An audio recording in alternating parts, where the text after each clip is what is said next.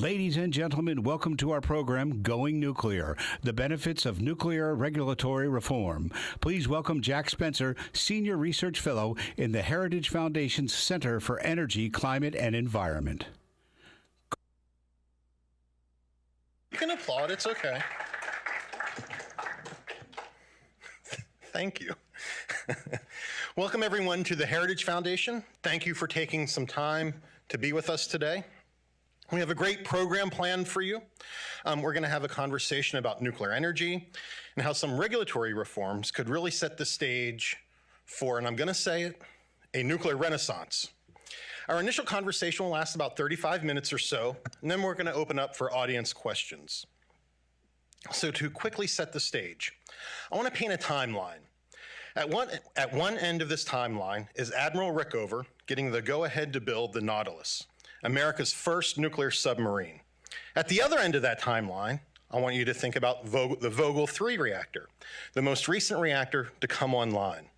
Congress authorized the Nautilus in 1951, and it set sail 4 short years later in 1955. Compare this to Vogtle, which commenced in 2006 with an application for an early site permit and started construction in 2009 and began producing energy this year. So depending on how you characterize the start date, we're talking 14 to 17 years. Now, while these experiences aren't exactly apples to apples, they do, I think, provide interesting bookends for us to consider as we discuss nuclear regulation. It's even more so the case when we consider that our oldest operating reactors today were on similar timelines to that original naval reactor. So given this context, at the end of our discussion today, I hope we have a sense of where we are, how we got here, and where we want to go. We want to explore what happened between then and now from a regulatory standpoint. What are some of the historical turning points that led us to where we are? And is it a matter of going back to the future, or do we need an entirely new approach? We have 2 outstanding guests to walk us through this complicated discussion today.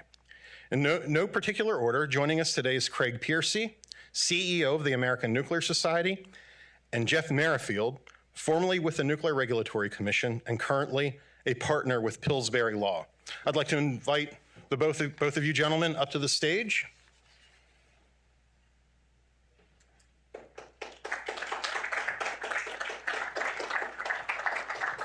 Thank you. Thank you for being here.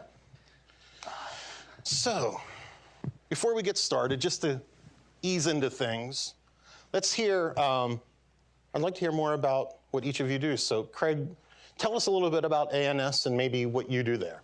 Sure. So ANS serves as the professional society for the nuclear discipline. So we support our 10,000 members who are from utilities, national laboratories, universities, suppliers, even government agencies. We advance the science through our technical journals. We provide professional development opportunities. We provide news to both the public and the community. We host 12 meetings a year we have 2 large meetings a year, and we do topical meetings with different subsets of the nuclear technology community. So we're not a lobbying organization. We're not an industry trade association. We represent the men and women of the field. And Jeff, how do you sort of interact with nuclear policy at Pillsbury? Yeah, so Pillsbury is a 700-person law firm. Our energy group is the oldest and largest nuclear law practice in the world. We've been around about 55 years. Our focus is fission, both the current fleet. I'm substantially involved in advanced reactors. We represent many of them. We also have the world's first leading fusion energy practice, so I represent the Fusion Industry Association on their efforts. And finally, we've had a significant focus in the last several years on hydrogen. We were one of the first firms to establish a hydrogen practice, and we deal with many of the different colors of hydrogen, although I don't like that term. We're principally focused on carbon-free generation of hydrogen. Very good. Now, remember, we're going to do Q&A, so I know people are going to have questions about hydrogen. Everyone wants to know about hydrogen. Maybe we'll get into a bit. If not, we have an expert here. To get started, I want to sort of establish a common basis of information that we can all move from. like, what is nuclear regulation? A lot of us who are in this discussion, this policy debate, we talk about needing more or less regulation. But I don't know that many people really know what that even means. Like, who does the regulating? Who gets regulated? How's it paid for? One of the things that I think is interesting is there's certainly a public sector, the NRC, EPA has a role, but there's also a private sector piece of regulation in the nuclear industry. So, Jeff, given your experience, maybe you could talk a minute about what we mean, what nuclear regulation is. Yeah. Especially from the NRC perspective and whatever. And then, Craig, maybe you can talk a little bit about how the industry self-regulates, or the role of safety culture within the industry that both is explicit regulation, but also there's implicit regulatory forces at play. So the NRC was its predecessor was the Atomic Energy Commission, which was really established after World War II to manage our nuclear labs, what are now the DOE labs, and all civilian and military uses of the use of radioactive materials and the development of power. So as you mentioned, Hyman Rickover in the early days, all of that was within the agency. By 1975, under the Nixon administration, there was recognized that there was a little bit of a challenge there. You had the promoter of nuclear energy and the regulator in the same house. So in that year, you had the Energy Reorganization Act, which effectively split the two apart. You had an organization which ultimately became the Department of Energy and the national labs. The other part was the Nuclear Regulatory Commission. That commission kept the commission function, so there are 5 presidentially appointed commissioners. I was one of them, and they're responsible for overseeing the agency. Today, the NRC has about 3,000 personnel, about $1 billion budget, and they're responsible for overseeing all civilian uses of radioactive materials. They have sole authority over the 94 operating nuclear power plants and any of the nuclear power plants that we're talking about today that will be developed. The NRC also regulates other radiological uses of material, including medical, industrial, and other isotopes. We have them in our lives. We don't even think about them. Every smoke detector around generally is an NRC generally licensed device. Most of those other authorities, the non-reactor, can be devolved to the agreement states. There are today, I think, almost 40 of the states have chosen to take those authorities, and they focus on those activities. At all 94 reactors, there are resident inspectors, so full-time NRC folks who have access to those nuclear reactors on a 24/7 basis, and they provide the ability to make sure that those reactors are operating safely. We'll talk a little bit more about licensing, because I know you want to get into more detail on that, and so I'll hold.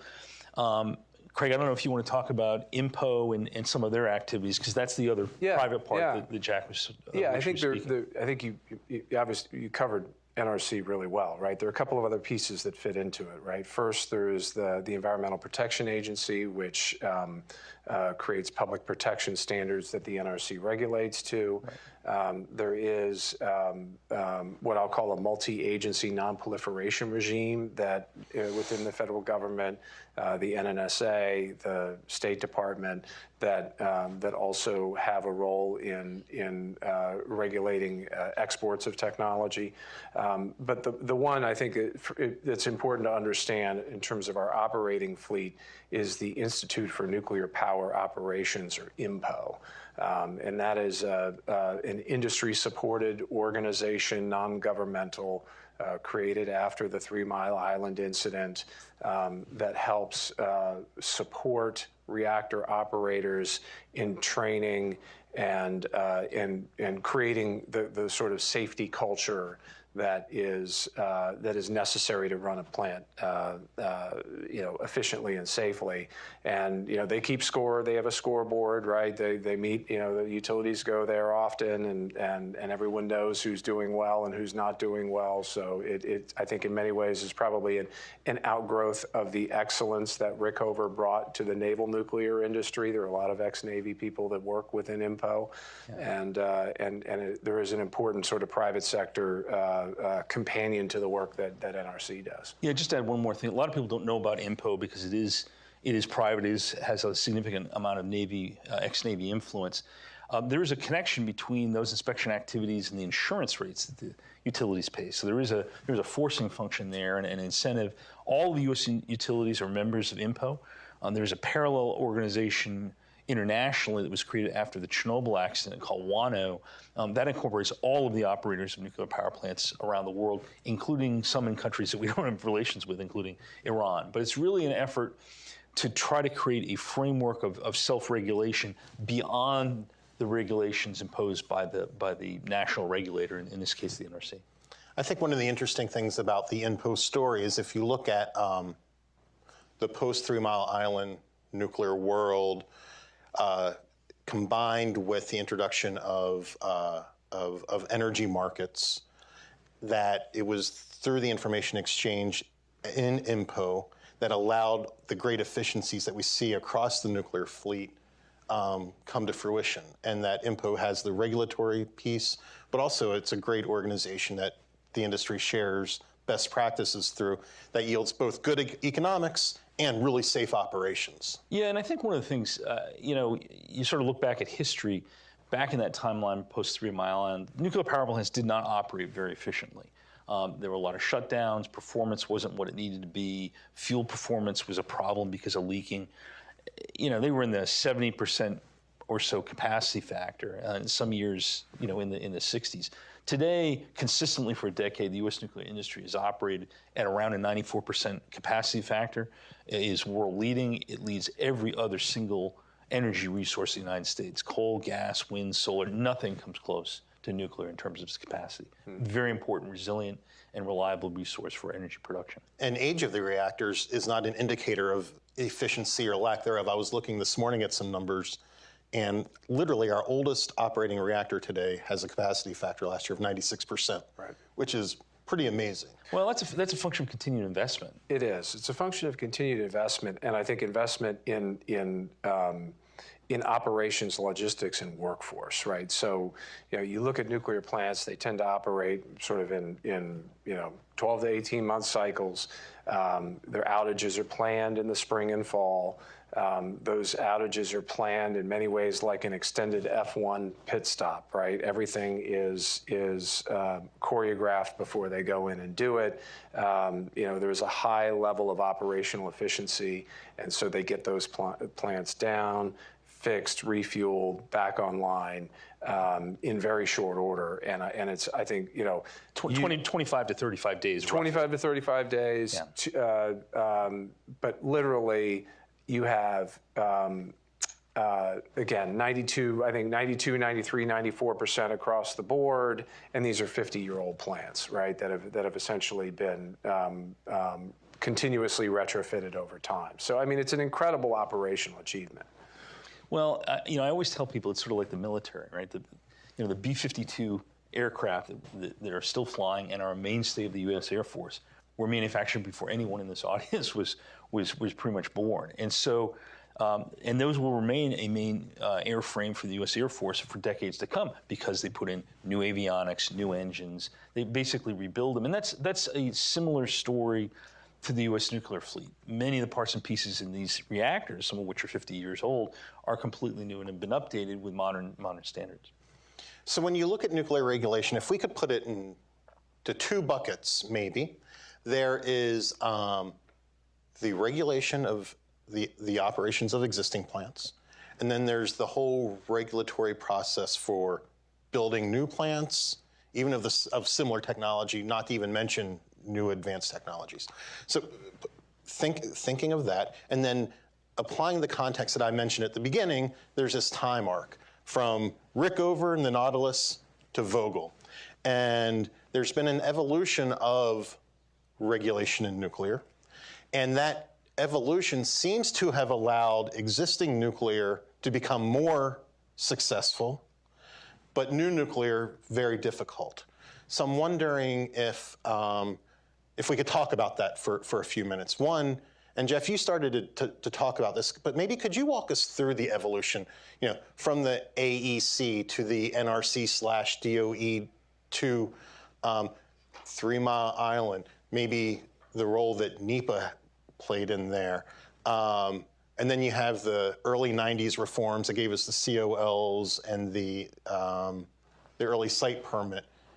And just to, you don't need to go into a lot of detail, but give folks sort of an idea of the evolution of that. So boy, you've got a lot there on the plate. So let me start with a punchline first. I do think that the Nuclear Regulatory Commission can use its existing structures to license these new advanced reactors. And I will talk a little bit about what I think is some good news of the story. There's a tendency to always focus on the bad news. But to go to your history lesson, in the early days, when the Atomic Energy Commission was still kicking around in Hyman Rickover's time, they created their first regulation, which was Part 50. That's the main licensing regime for the fleet that we currently operate. And it has been used, highly modified along the way, but it is the structure that we use right now. That is a two-step process. It incorporates first a construction license, and there has to be an analysis of environmental circumstances at the site required by the National Environmental Policy Act, uses met data towers to get information about the meteorological data. A lot of data goes into that. After that application is reviewed, there's an opportunity for a public hearing, a mandatory public hearing. Once that process has gone through, the owner of the site then go in and build the plant, and then they would go in for a separate operating license that would also be subject to a public hearing. So we talk about that as a two-step licensing process.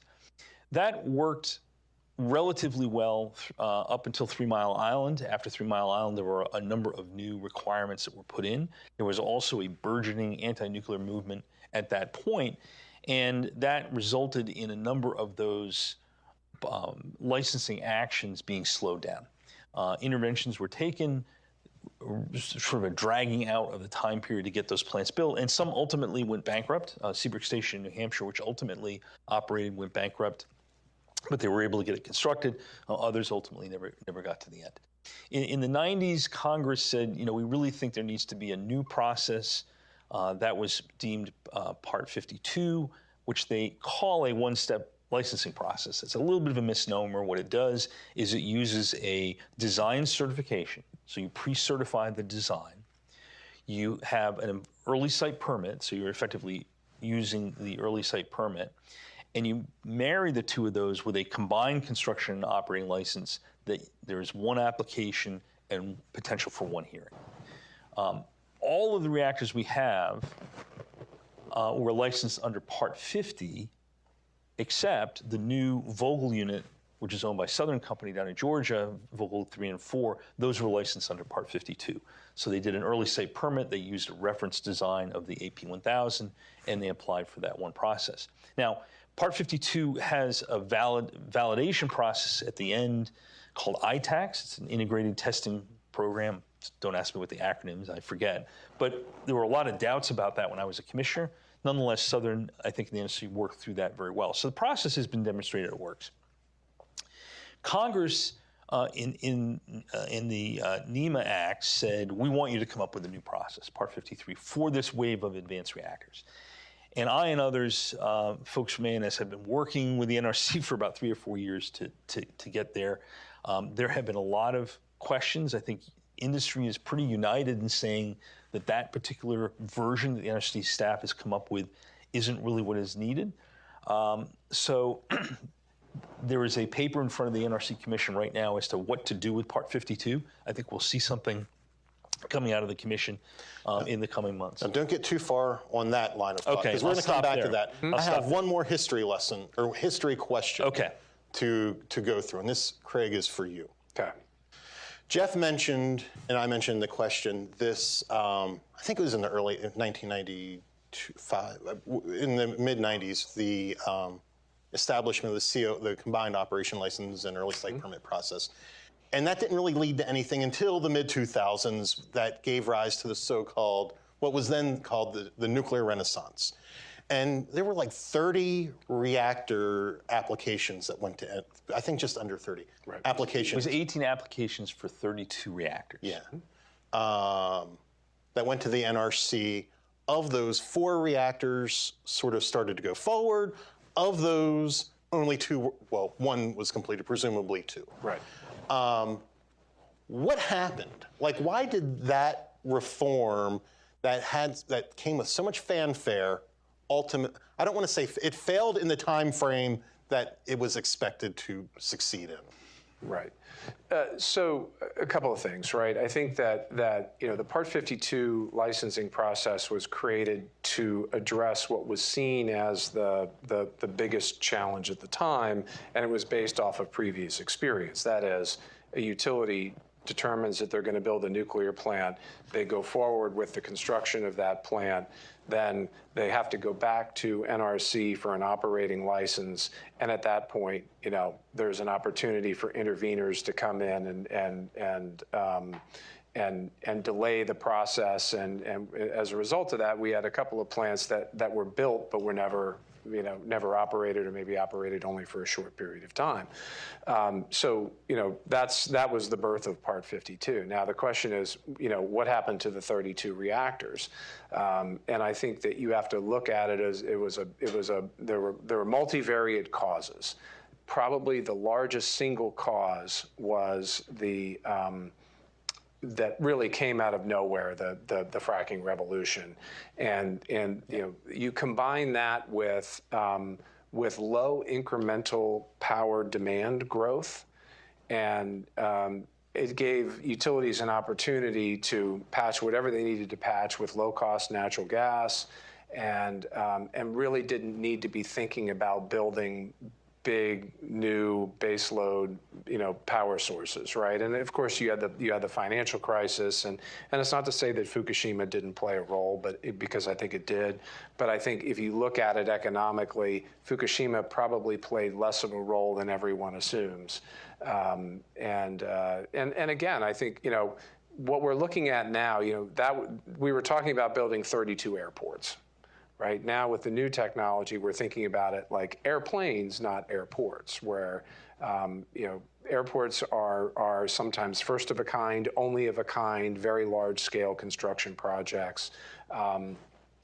They generally, all of those sorts of projects generally go over budget, generally go behind schedule, and nuclear is no exception there. So I think a lot of that was probably not, some of that was unique to nuclear, but some of that is just unique to the challenges in the United States at that time of building big new things. Yeah, I completely agree with that analysis. I mean, when I talk to utility CEOs at that point, with $4 natural gas and the ability to build a simple cycle or combined cycle at a fraction of what you could build a nuclear power plant for those days, no utility CEO was going to go to their board of directors or up to Wall Street and try to explain, well, instead of taking advantage of this really low-cost gas, I'm going to build an asset that's going to operate for 80 years and going to cost a whole lot more. And it was an economic decision. Right.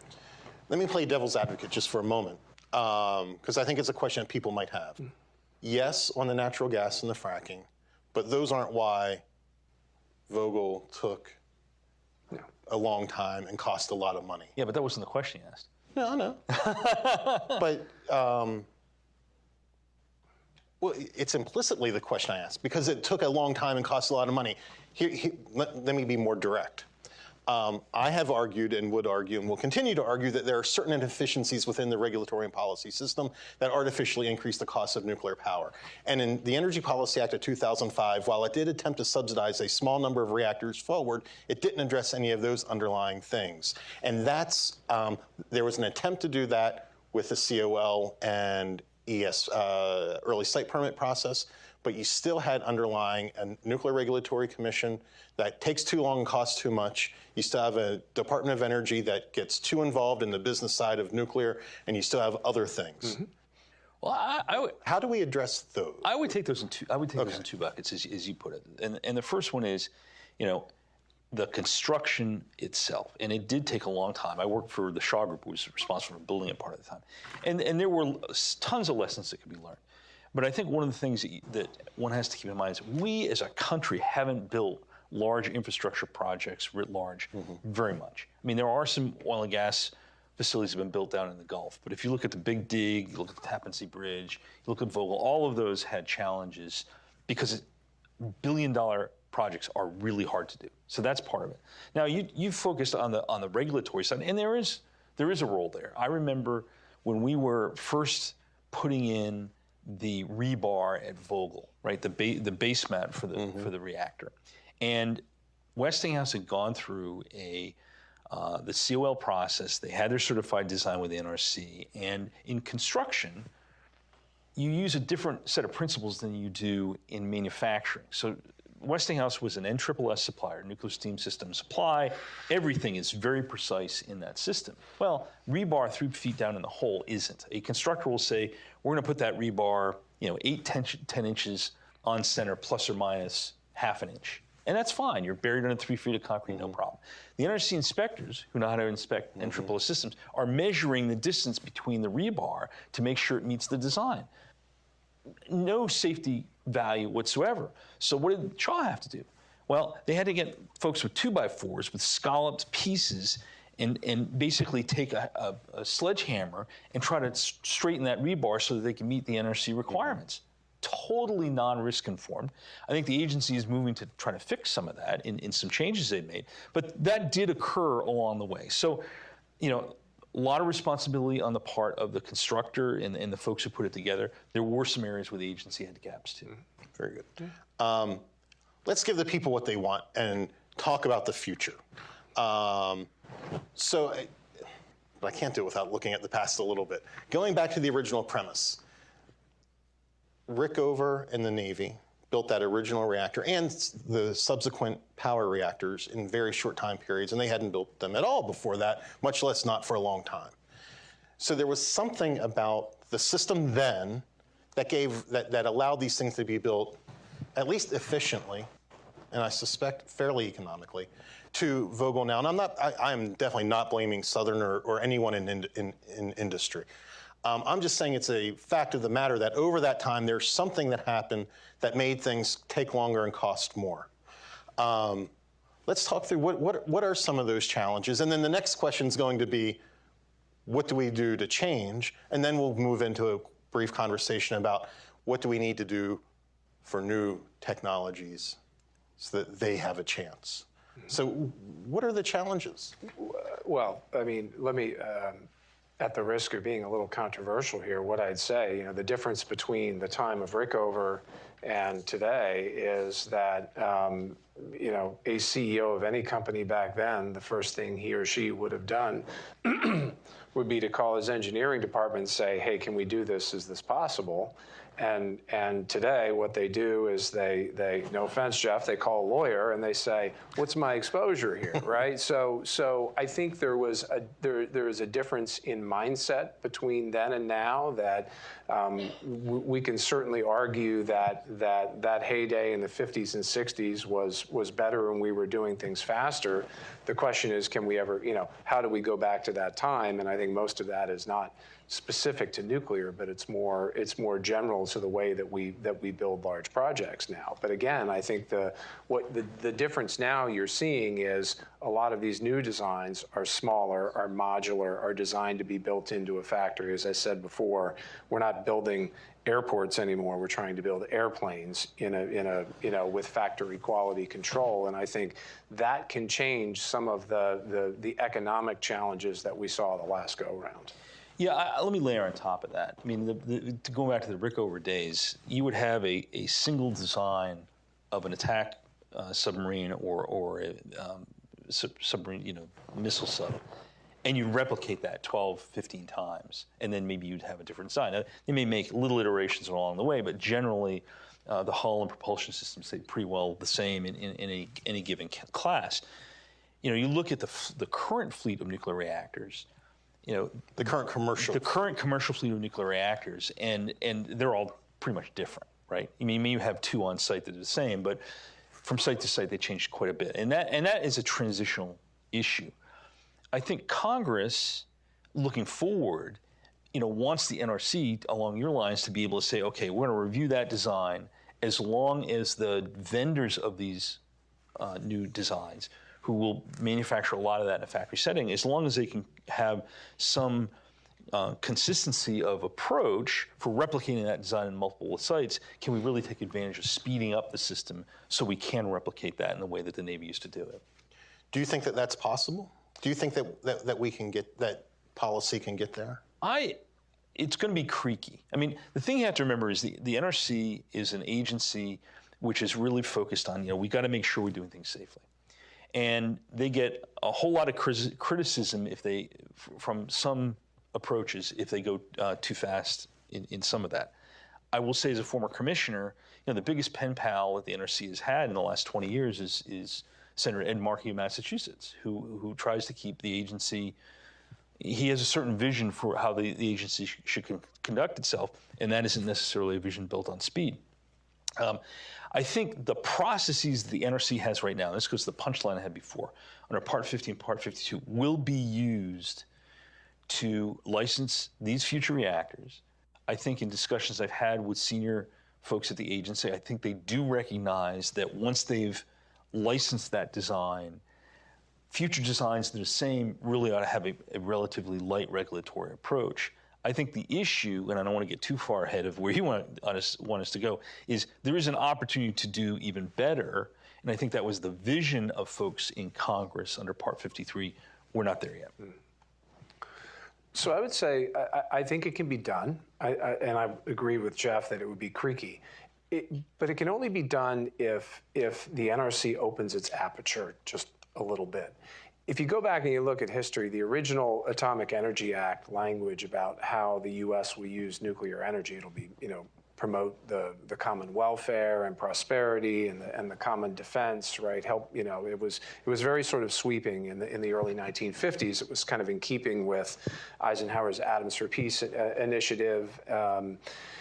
But then you go later to the point at which the AEC was sort of split up and NRC came to, the moniker of today is reasonable assurance of adequate protection of public safety and health, which is eminently reasonable. And that's what's enshrined in the Atomic Energy Act. And that's, yes, exactly. But I think that the focus is kind of, if you were to look at it sort of practically, the focus is, preventing nuclear incidents or accidents, which is an appropriate function, but it doesn't necessarily consider the broader benefits of the technology in that calculation. It's sort of very specific to sort of stopping bad things from happening. So I think that that having the broader aperture about one thing we know is when the lights go out, people die, right? We've seen that in Texas as part of the polar vortex blackout they had a couple of years ago. There is a cost associated with this, and there are benefits to having a resilient grid that prevents those sort of incidents, and nuclear really can be is really the only technology we have today that can kind of be a cornerstone of a reliable resilient grid. So I think if we begin to sort of step back and say, okay, what are we're regulating toward the maximum benefit of public health and safety. I think the NRC can get there. I think that we're seeing that now. I think in the most recent regulatory information conference that NRC had, I think you saw commissioners acknowledging that point, and I think that I think that's a good thing. Part of the challenge of the NRC staff, and go back to the point Craig made, the enshrined in the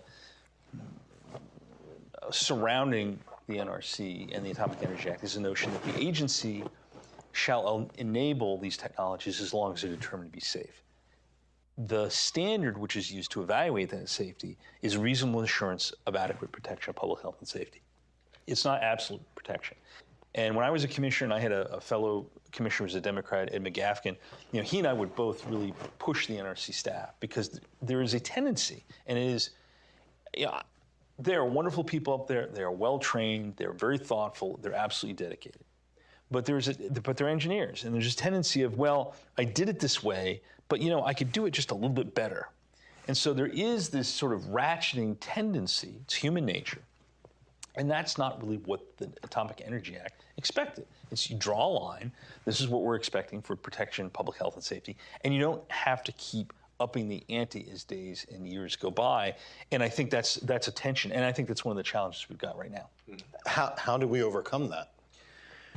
Well, I think there are several ways. I mean, clearly Congress has a role in oversight, both the Senate Environment and Public Works Committee and the Energy and Commerce Committee, which are the two committees of oversight. They have a function to play in making sure that balance is there. I think it is signals sent in legislation, and there have been some recent legislation that's been put in the Advance Act by the chairman and ranking member of both Environment and Public Works and Energy and Commerce Committee that would send some of those signals to the NRC. I know that there are other pieces out there that folks either have members have put in or are thinking about putting in. So I think there's some different signals can be sent through legislation as to the agency's got to be rebalanced a bit more. I think there's also, I think we sort of need to, I think Congress and frankly the president need to step back and look at sort of what do we expect for the future. I'm going to preface this by saying I know all 5 of the commissioners. I think they're all terrific people. They're people I know very, very well. Having said that, I think one of the issues we have right now is when I was a commissioner, we always had at least one PhD on the commission. Whether it was a former university professor, we had Nils Diaz, Dick Meserve, we had people who really understood sort of the physics. We had people who had more industry experience, albeit in a different way. Right now, we have a significant component of very well qualified former congressional staff, and then David Wright, who's a former head of the South Carolina PUC. But there's a little bit of lack of diversity in those experiences, and I think the commission values from having diversity, throughout it. The other layer is, I think, the senior management of the agency right now. Much of it was grown in-house. And when I was a commissioner, we still had people that we brought in from, whether it was from the Department of Energy, from industry or others, who had a degree of diversity about how the agency could be run. The NRC has done a lot more growing of its own folks, and I think there is a value of Congress encouraging the agency, maybe requiring the agency, to be more diverse in their thinking and come up with some new innovative approaches to meet the expectation of how these reactors will be regulated in the future. Let's turn our attention now to those future reactors. You both talked about Part 50 and Part 52 and Part 53. Just to remind everyone, Part 50 was the original regulatory regime. Then two-step, then Part 52 attempted to at least, not technically, but tried to make it a more seamless single-step process, though not really a single step. Then 53 is an ongoing effort to make the NRC more open to new technologies. Because of the because of the slowness of developing 53, we've seen some people talk about going back to the original process of 50. And 52's only been used successfully once. So let's talk about why that, what is it about the NRC that makes it difficult for new reactors? If you're an outside observer, it seems like it's clunky and difficult and expensive to bring a new technology to the marketplace to get it through that NRC process. I was wondering, because we've had large light water reactors, it used to be the case, is it still the case that NRC is very light water centric? Just talk through a couple of the challenges, maybe price structure. Craig, that might be something you can talk about. What are some of the key challenges to new reactors? And let's start with that. What are some key challenges? Well, I'm gonna key off of Jeff what you just talked about in terms of improving the operational heft of the NRC, bringing in people from the outside, being able to bring in senior people, pay them what they need to be paid to be there. Having a diverse commission, having strong technological experience, because having those people on the commission, allows them to recognize when something seems like a political problem, but it's not a technical problem. They can speak with a clear voice on that. I think that's really important. I don't think that we can ever expect that the NRC will be lightning fast. But I do think that, I mean, you're going to see some of the first movers in advanced reactors use the Part 50 and the Part 52 process with exemptions to bring their designs through, right? Those processes were both designed with light water reactors in mind, and you know, in some cases they'll be applied to non-light water designs. I think Part 53 just kind of got caught up in the entropy a little bit. I think, you know, it was brand new. People didn't know quite how to bound it. I mean, some of it was cut and paste from earlier regulatory structures, but I think there's a lot of unknown. There's a lot of fear, and about doing something new. And so I think the first ones are probably going to take some period of time. But Part 53, I think we have to also recognize that we've learned a lot in nuclear since the time those first regulatory, you know, procedures were developed, and some of the designs today have no moving parts, right? They look very different, much simpler. The X Energy's pebble bed design is basically like a giant gumball machine. It drops a gumball in at the top every 73 seconds and cycles one out. And they're much simpler than the old designs. And I think somewhere, you know, trying to adapt an old regulatory structure where, you know, the challenges, the technical challenges were different to a new one. I think that's kind of where we are now, and I'm hoping we can get over it and start, you know, walking instead of crawling. Yeah, and I've been in a lot of discussions with advanced reactor vendors, and you know, Part 50 and Part 52 were designed as light water processes. Having said that, to get there, as Craig mentioned, use exemptions. You say certain portions of those do not apply to our reactor designs. And in the engagement that the vendors have been having with the NRC, that actually has gone in a very constructive way, where there has been agreement between the NRC staff and the vendors. Yeah, these portions of Part 50 or Part 52 do not apply, and that's very helpful.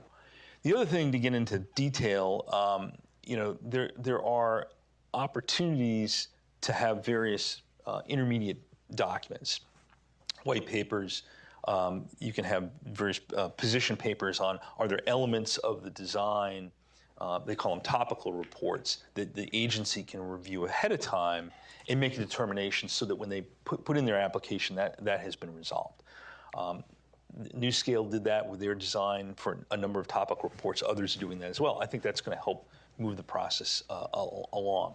So to go back to my punchline comment, I do think Part 50 and 52, and I think there needs to be optionality, by the way. I think the vendors should have an option to choose one of those two approaches. I think that will give us the basis to get the current crop of reactors, of new reactors licensed. The issue with Part 53 was it was something new, and there was a hard timeline, 2027, later 2024, to get it done. And I think the challenge the NRC staff was having was threefold. Number one, you know, did they have sufficient understanding and knowledge of the designs, and they're new, so they were tending to be overly conservative on their approach. The second one is, when faced with, you know, trying to be creative and trying to meet a deadline, the agency, in meeting the deadline, is generally going to take stuff that they have off the shelf. The third layer of problems was there was also, and we had this, we dealt with this when I was a commissioner. We were reviewing Part 52. I mean, there were some things I think on the NRC staff wish list that Part 53 was an opportunity to get that into the regulation rather than guidance, and I think the agency overstepped. And so the end result was we have a document, a proposed document that's gone to the commission, which is 11 or 1,200 pages. It's longer than Parts 50 and 52.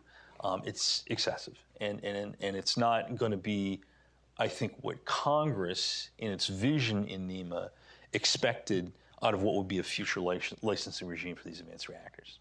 It doesn't hit the mark. Very good. I think we've established a good basis to get into some specific questions from the audience. Before we do that, I want to do two things. One, do either of you have any, given the conversation, any sort of things that you didn't mention that you would like to mention? No, let's get into it. No. Then second, I'm going to just throw some crazy ideas out there. We don't need to get into deep detail on it. You probably will say, no, Spencer, that's the most insane thing I ever heard in my life. But I'm going to throw them out there anyway, some regulatory reforms that might be more radical in nature. One is, first let me ask, if the NRC didn't exist, could Westinghouse and Shaw go out and build a reactor that was safe? Yeah, definitely. But the question is, would it have the social license to be installed? We'll get to that. I'm just asking, could they? But if you have I think if you have, well, let me put it this way. The men and women of the nuclear industry have as much of an interest in safety as the average person does, right? A lot of those people live near nuclear plants. And so the last thing they want is any kind of nuclear incident. So I think that, and again, we're dealing in a purely conceptual framework here, right? Yes, no judgment and brainstorming. But I think that there is no question. I mean, the first nuclear plant, was, if you look at Shippingsport, right? It was built, I would say, with at the most kind of an ad hoc regulatory structure as it was put together. Well, at the end of the day, the owner and operator of that plant, whether it is a utility or some other industrial group, and you made a comment about run to the lawyers. I mean, they're going to want to make sure that they protect their shareholders, and that the design that they're going to buy is going to be safe. It's no different than, Dow decides to go and buy, a new refinery. They want to make sure that that's safe because they don't want the legal consequences if there were an accident. So as an intellectual effort, yeah. So why not? Why shouldn't we just abolish the NRC then? Well, because I agree and with replace it with something that's more appropriate. Because you're gonna waste too much time doing that, I think. And I don't think that the NRC is broken. I think the NRC is, call it a minor sprain, right? But I think, there is an opportunity with the people and the organization in place. It's not going to take it'll take longer than everybody wants, but I think there is an opportunity to get to the end game of licensing and commercializing a new generation of technology to be ready for commercial scale up in the 2030 timeframe. I think they can do it. Now, what does that take, right? I mean, you mentioned the point before, it takes consistent oversight, right? If NRC is only getting congressional input from people that are questioning their every action, it's going to make them more risk averse. How many members of Congress are out there cheering the NRC on, saying, listen, we need you to do this because, we need to meet our energy and environmental objectives in the long term. You need to move more quickly. So reinforcement, I think, is important. People are important, and culture is important. Yeah, Jack, I think you've been asking us a lot of questions about history. And the history is the guide here. The NRC serves a vital purpose in making sure that the public, there's a group of people in the United States who are foursquare behind nuclear energy and who would not be opposed to the notion of getting rid of the NRC. But there's probably the middle cohort, which is a majority, who are supportive of nuclear power, but are comforted by the fact that there's an independent regulator making sure that it's being checked. Despite all the comments made earlier, the NRC is a very solid and good agency, and it has a good history. The NRC deserves credit for the fact that the current fleet is operating at the level it does, and there's a perception that it's being operated very safely. I think the commission, I think the senior staff are doing a good job managing the current fleet of plants. The comments that I was making about changes that need to be made really are looking in a more anticipatory way toward what is that future going to be. And I think in order for the NRC to meet the challenge of this tremendous series of new advanced reactor technologies that are out there, there needs to be some innovative thinking and a refresh on how are we going to do this as an agency. And I think the agency needs a broader bucket of people in order to accomplish that. Now, I'm not the first one that's ever suggested abolishing the NRC, just so folks know. Yes. I'm just trying to put it out there, so you know.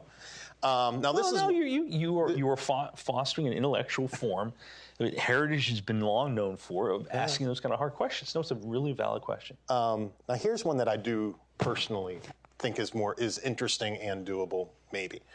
That I know we have the current regime under which nuclear exists.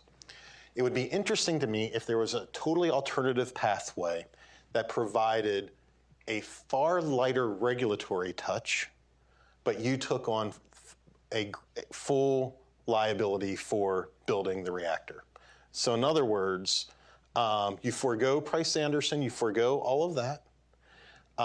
What you have to get is you have to be insured. You have to find your own liability insurance. And in exchange for that, you can go build something, and we will have some high level of safety standard, but you go build what you want to build. I mean, I think it's an interesting concept that you raise, because the challenge here, the larger issue, the invisible force at play here is ultimately public fear of radiation, right? And that drives liability. When we know that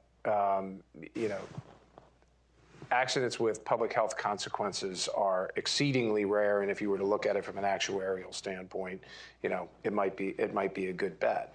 I think where you run into headwinds is in the public acceptance of it, because I still think that there needs to be a perception that somebody is watching out that doesn't have a commercial interest making sure things are safe, or else it's just going to be difficult to get the buy-in of and owners, suppliers, manufacturers, communities, governments to make it happen. But I don't know, Jeff, what do you think? Well, there's sort of two things I think that would be at play in your challenging idea.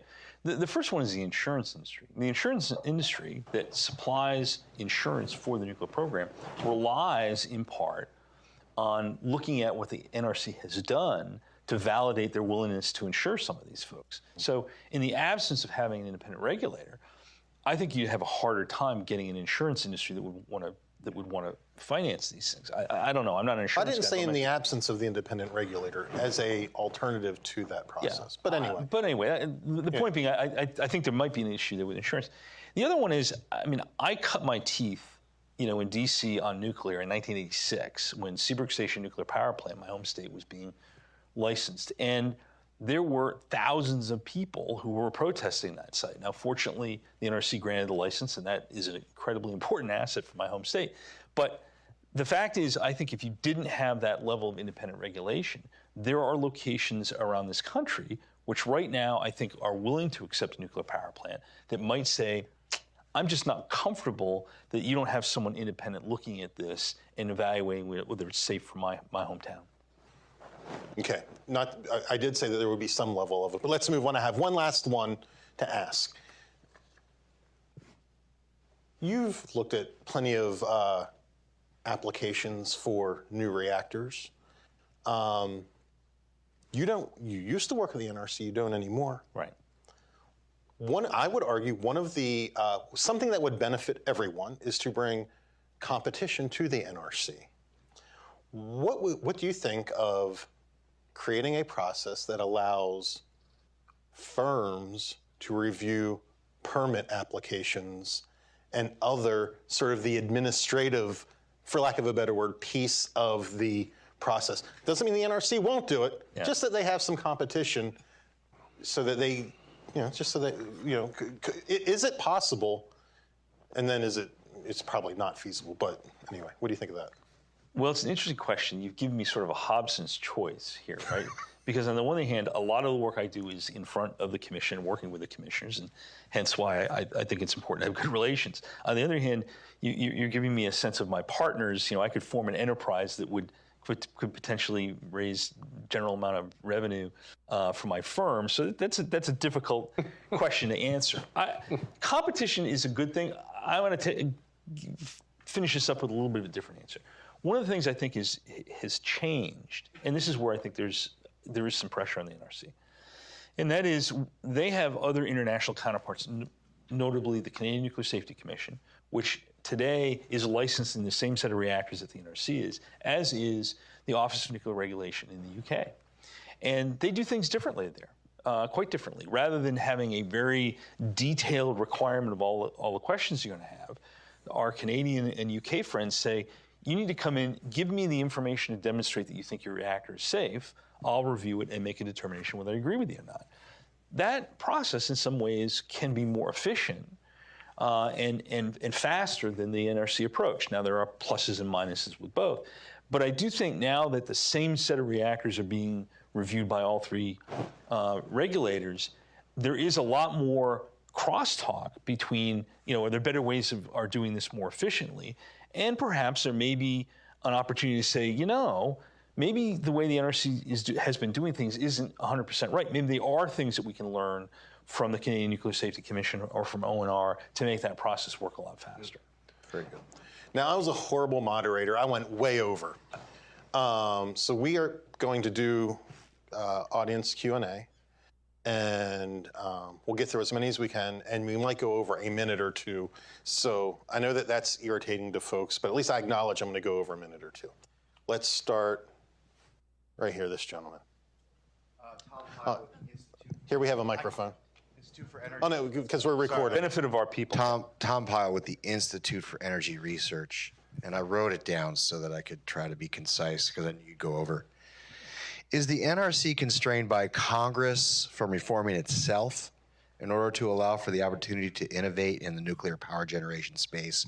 Second part, absent the current regulatory regime, would nuclear, or rather, what types of nuclear generation, power generation, or technologies would be economical without subsidies or loan guarantees? Well, I would start with the latter question. There are significant incentives that have been put in with various things that have been identified.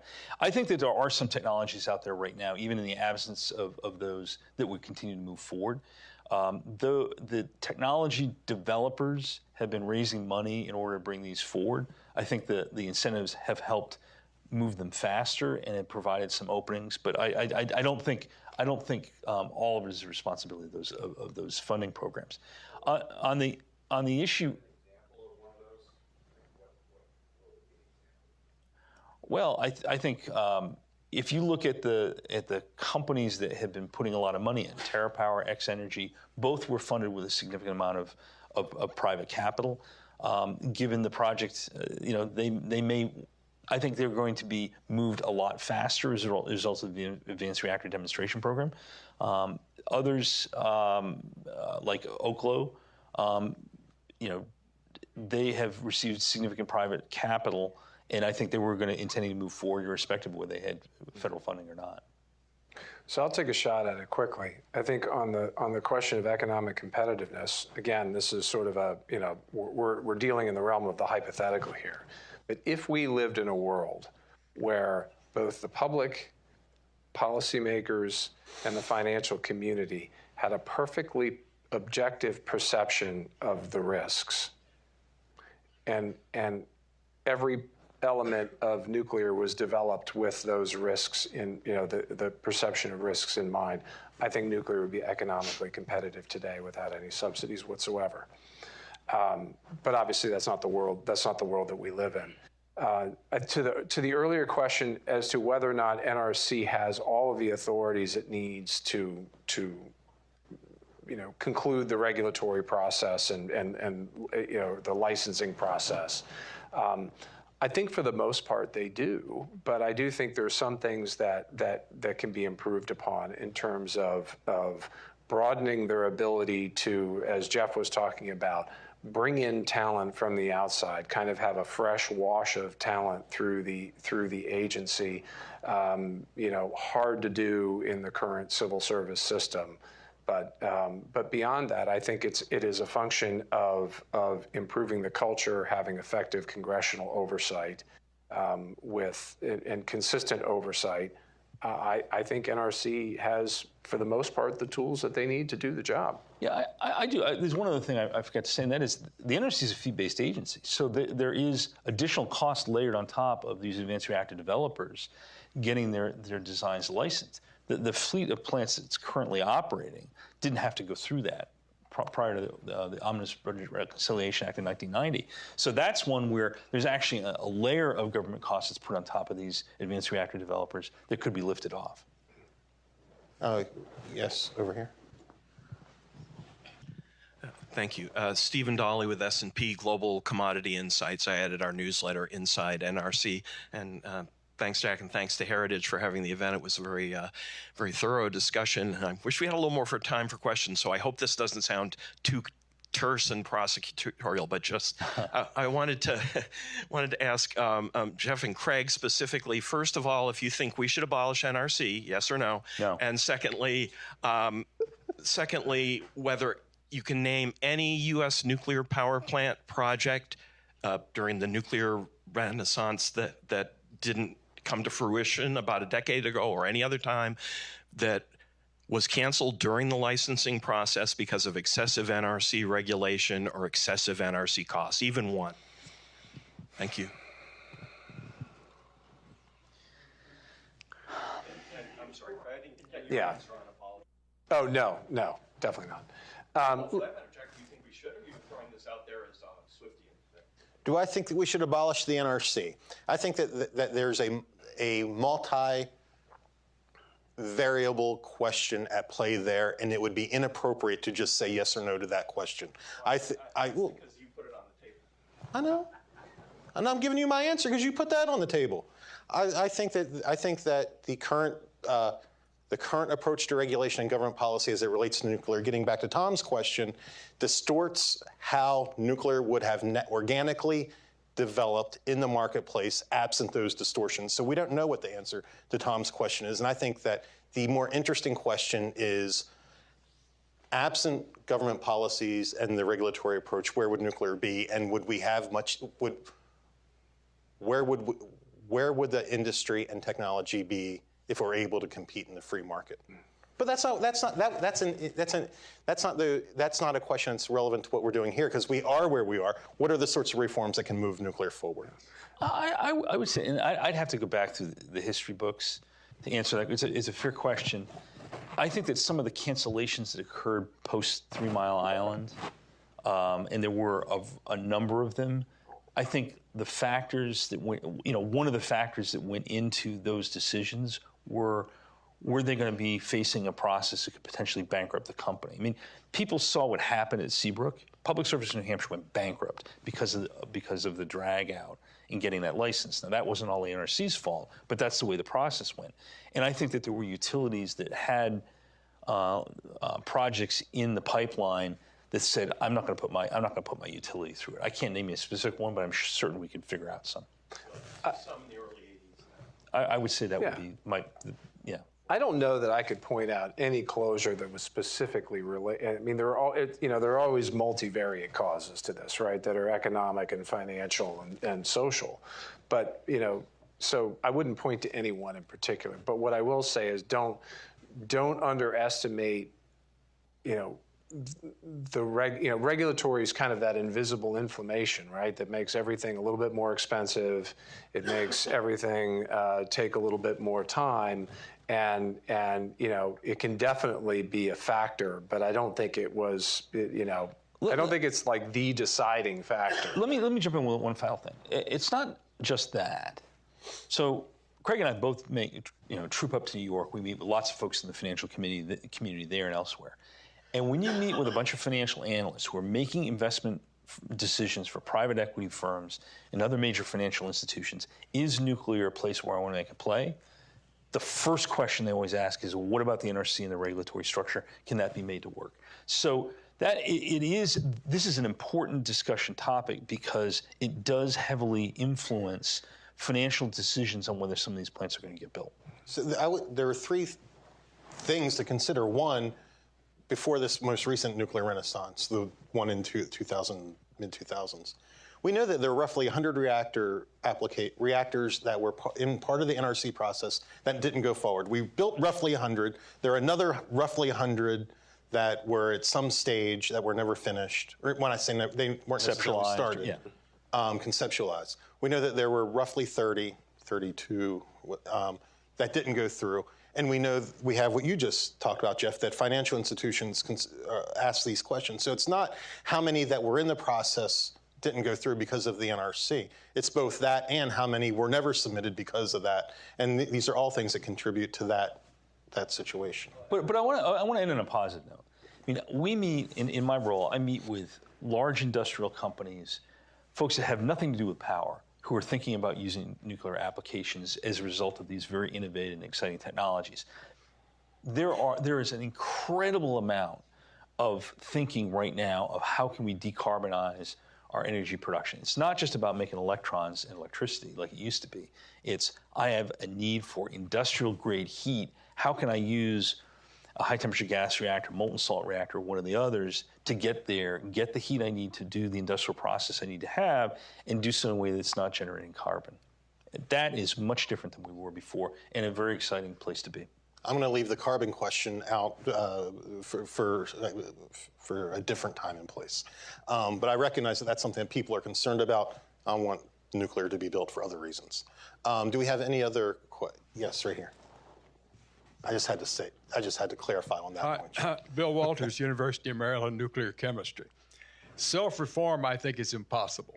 We had a meeting some years ago and said, could we use new data in the calculation? And the answer was, no, no, no. We've got them persuaded that this is right. We can't dare open up the idea to change it. Comments? Okay. I think I would agree. It will require others in order to get lasting change, and whether that, it doesn't necessarily have to be legislation. It can be effective oversight and effective leadership. But it won't come entirely from within, nor should it. Nor should it. Yep, agreed. All right, I went 7 minutes over. I apologize. Thank you all for coming today and participating. Thank you, Craig and Jeff, for participating. That was great. Let's give everyone a round of applause. Now, before we close, I want to inform people, we have a new podcast at Heritage on energy issues. We've covered nuclear energy once in the past, and it will be a future one in the next week. It's called The Power Hour, so download it. It's the best podcast. I think that we're probably going to give Rogan a run for his money. We're waiting for our big Spotify contracts and get in on the ground floor. And thank you all very much for coming. I really appreciate it. Thank you. All right. Yeah, that was fun. Yep.